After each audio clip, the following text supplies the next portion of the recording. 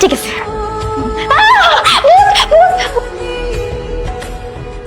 কোথায় ভূত?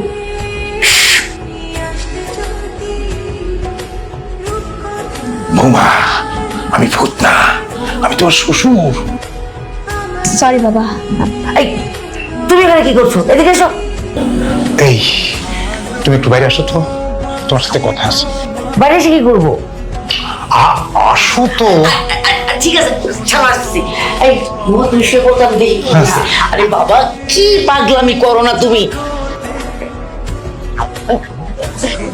মা তাড়াতাড়ি আসেন, কিন্তু আমার আবার একা করে থাকতে খুব ভয় লাগে। আল্লাহ জানে কখন আবার কোন দিক থেকে কোন ভূত চলে আসে।